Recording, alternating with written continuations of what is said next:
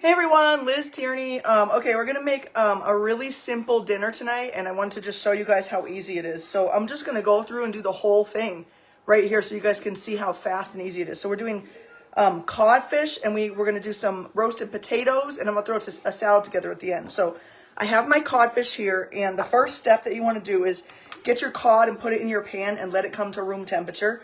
You're going to salt and pepper both sides of your fish. And then you're just going to put that aside. That is the first step. Now we're going to get the potatoes ready. So I have these little baby potatoes, right? We're going to throw them in this pan here. These are our favorite kind because they're so, they're like, look how cute they are. That's why. So we're going to use our garlic Parmesan seasoning. You want to mix this really well because you see all the garlic and Parmesan stuff settles into the bottom. So mix this really well. I don't really ever measure the oil that I use for anything, pretty much. And then, so we're just going to pour some in there. Probably, like if I had to guess, I would say it's probably about a couple tablespoons. And then we're going to do some Italian seasoning, just some plain Italian seasoning. Now, if you don't trust this, like our lids double as a measuring spoon. That's the word. So when you fill up to the line here, it's 1 tablespoon. So we're going to do like kind of an overflowing tablespoon. But if you don't trust that or don't want to use it, these adjustable measuring spoons are wonderful because you got your 1 tablespoon, and if you need a half, this one actually goes all the way down to 1 teaspoon, but there's a smaller one that this comes with, and the smaller one is the teaspoon. So, 2 teaspoons is there, 1 tablespoon. So there's that if you don't want to trust this, but I see no reason to not trust that because that's what I use all the time. Then you're just going to kind of toss these together. You want the oil to really coat everything, to really coat all the potatoes, and the seasoning's going to just go all over them, and they're going to be, they're going to roast at 425. So that's another first step here. You got your fish out in your pan, coming to room temperature. Turn your oven on to 425 to warm up, to preheat. Now you can see that these are just like beautifully coated here. Amazing, right? Hold on, there you go. See that? Now I'm going to use our Rock Crock grill stone. This thing is amazing. The Rock Crock line, if you're not familiar, is our most versatile line of cookware. It goes in the oven, on the stovetop, in the microwave, on the grill, in the freezer, I said the microwave already. You can use it for anywhere. So this is it. The key to when you're roasting things is you don't want to overcrowd your pan because then you're going to steam them instead of roasting them. And I discovered that accidentally when I was trying to roast cauliflower. I had this delicious Parmesan something cauliflower recipe, and it was like in there in the pan, and it's like it was Brussels sprouts actually, and it wasn't getting that crisp coating on the outside, and I was like, what is happening? So I did like a quick Google search, like why are my Brussels sprouts not roasting? And that's what it was. Like my pan was way overcrowded, so I just spread them out, and then they crisp up perfectly. Like it was so beautiful. So same thing, same idea with this. You don't want them overcrowded. So I'm gonna throw this in the oven because my oven's already preheated. They're gonna go in 425 for about 40 minutes, and then next I'm gonna turn my pan on the stove. And whoops, hold on. I forgot to bring some oil over here, so I'm gonna put this over here. And you want to preheat your pan we're going to roast some garlic. Okay, but first we're going to preheat the pan. So again, I don't really measure this. It should be about 1 to 2 tablespoons here. But again, I don't measure in certain things. Plus 2 tablespoons of butter. So it's like 2 and 2. 2 of olive oil and 2 of the butter.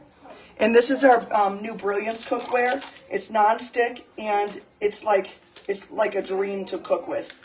And my fish, I have about 3 pounds of cod there. Even though it doesn't look like a lot, it is about 3 pounds. So now we'll go back over here. That's just going to warm up. The butter's going to melt, and it's going to get nice and sizzly. Sizzly is not really a word, but we're going to call it that. Now I have my garlic cloves here that I peeled already. If you're going to use the garlic press, you don't need to peel it. We have the press. Here, we have 3 garlic tools. We have the press. I'm just getting the tools here. We have the press, which you don't need to peel your garlic. If I were to use the press, I would throw my whole clove in here, peel and all, peel it out. It squishes out this side. You use the flat side of the tool to scrape it off and into your pan. And then this little cleaning tool cleans out the inside of here. If you get garlic smell on your hands, simply wash this whole unit right here with soap and water, and the zinc in this will take the garlic smell out of your hands. The other garlic tool that's one of my favorites, and I actually do use this all the time, but I just want them a little smaller this time than what this does, is our new garlic prep tool. I just love this little thing. It comes with the roller, the peeler, the garlic peeler here. And there's also a cleaning brush, which has escaped somehow. It's somewhere in my drawer over there. So you can do your minced garlic on one side. So you would mince your garlic. Then you'll just pull this little green thing off to clean that off.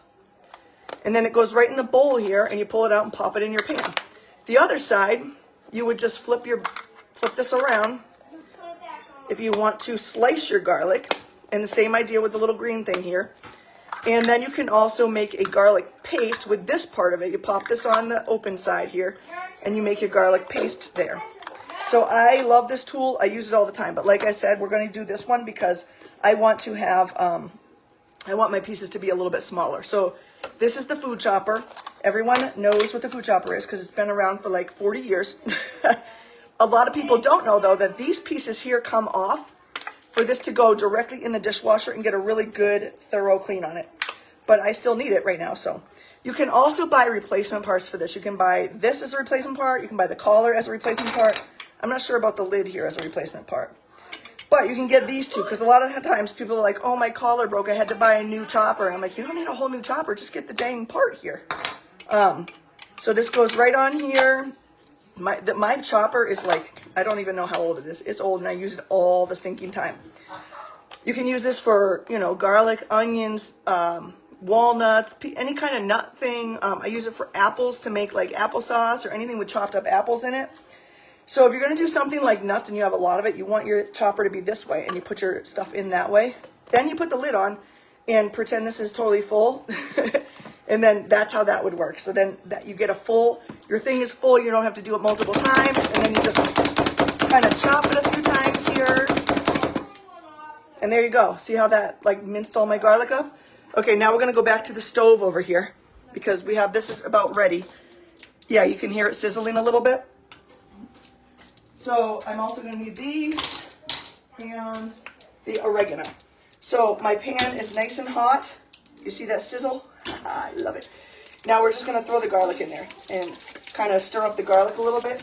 And I'm going to use this basting brush to get this out because I'm going to use this also when I use the garlic on the fish. So there we have that. I'm going to get it right out of the lid here too. And you're going to cook this up just for a couple minutes until it's kind of fragrant. No more than 2 minutes because you don't want it to burn. Because once garlic burns, it gets like bitter almost. So this is perfect. Like, oh my gosh, it smells amazing. And I think that it's like ready to go already. So I'm going to turn this off the heat and I'm going to move it over to this burner. Actually, I'll move it a little closer to you guys. That's better. And we're going to add,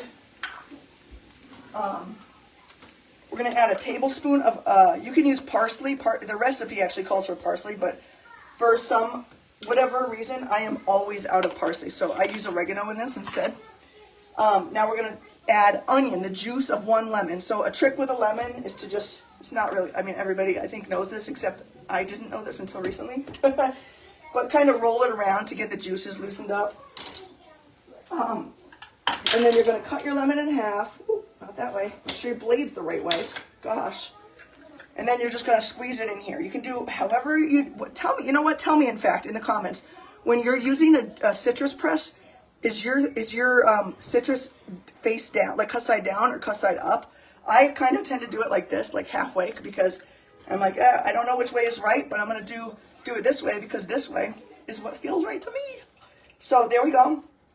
Squeezing out our lemon here.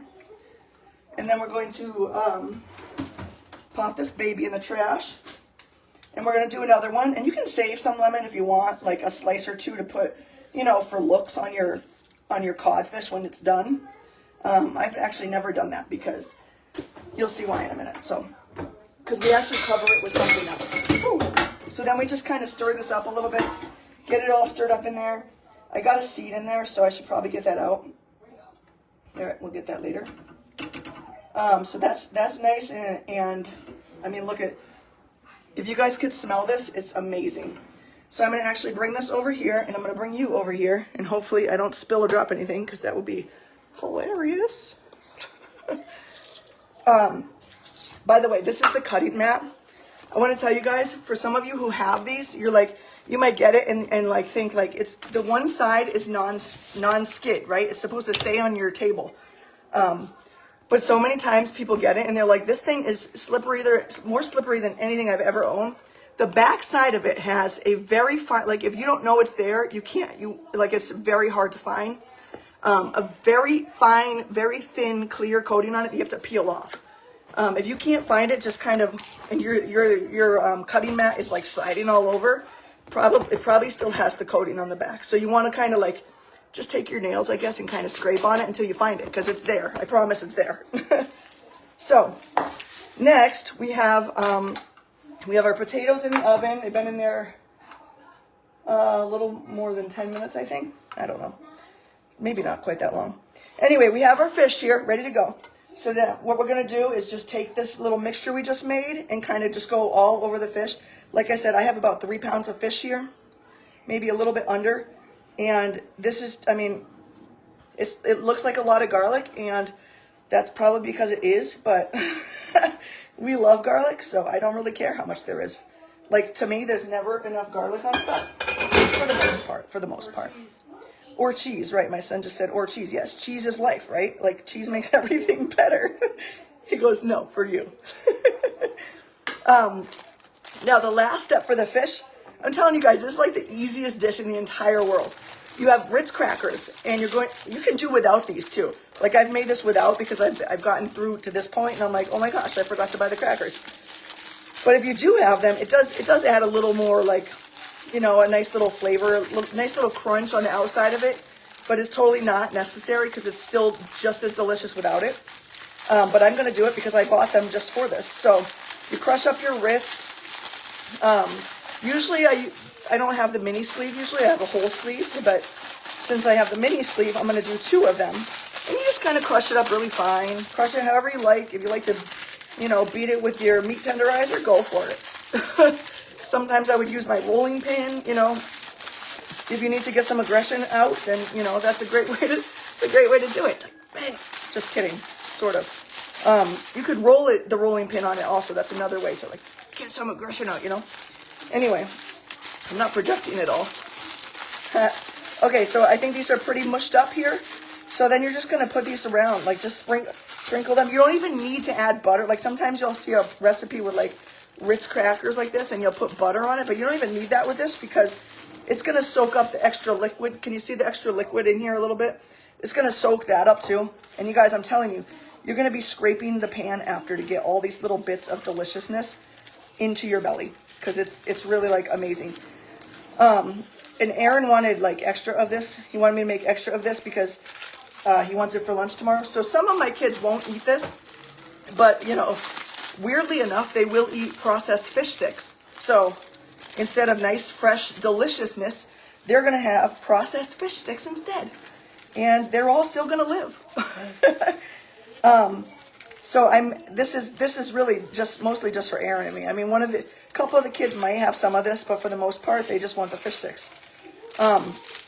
So that's it, guys. This is what this looks like before it goes in the oven. And you want to bake this at 425 for about 18 to 20 minutes. Like it says 15 to 18, but you know, every oven's a little bit different. So start checking it at 15, and when it flakes easily with your fork, that's how you know it's done. You can always use a regular thermometer, of course, too. But I mean, I've been making this recipe for so long that, like, I just know when it's done and it's when it flakes. So one thing I wanted to tell you that I would I really wanted to try this on it, but I don't actually have this. Our new catalog is coming out, and we have a blueberry sriracha sauce, which would be freaking amazing on this. I wish I had some. I thought I did, but I don't have it yet.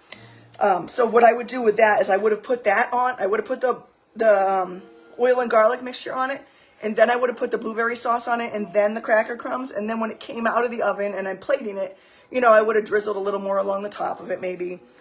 We also have a chili peach and a sweet onion that are coming out. Guys, whew, these sauces are to die for. Another one of our favorite sauces, if you like fish, is our raspberry habanero sauce. We use that on salmon all the time. It's incredible. So anyway, guys, this is it. So we have the potatoes in the oven. The fish is going to go in the oven, and dinner's going to be ready in 20 minutes. So when the potatoes are in for 20 minutes, that's when I'll put this in, and then everything will finish together. While those are finishing cooking, I'm going to chop up some vegetables for the kids, make a little salad for myself. Maybe if Aaron wants one, I might make him one too. I don't know. Anyway, that's it, guys. It's so simple, so delicious. And tomorrow I'm going to be making venison stew. So if you are a venison lover or you want to try it, like this recipe that I have for the venison stew is out of this world. It's like melt in your mouth delicious. So stay tuned. Hopefully I'll remember to go live with that too to show you guys how to do that, because it's another like incredible recipe and so stinking easy. And you know, I have like 6 kids here, and when dinner time comes and my kids are like getting hangry, like they need dinner like now. So that's why fast and easy is always like my number one go-to. Like whatever's fast, whatever's easy, let's do it. So here we are, guys. We're doing it. And thanks for watching, everyone. I hope you guys all have a great, oh, Nancy, it is so, so good. I hope you try it. This works with like chicken and stuff too. Like the mixture we made on the stove with the oil and it's 2 tablespoons oil, 2 tablespoons butter, and however many cloves of garlic you're comfortable with. And then add some oregano or parsley, and then squeeze a lemon in it. You can use it on chicken, fish. I don't know if I'd try it on pork. I guess you could, really, if you want to be creative. You could try it on whatever you want. So anyway, guys, thanks for watching, and tell me in the comments if this is something that you might try or you think your family might like. And tell me some other recipes that you'd love to see us try. If you're like me and you need quick, fast, easy, delicious, you know, I can go come up with some more fun things to try and show you guys. All right, have a great day, everyone. Bye.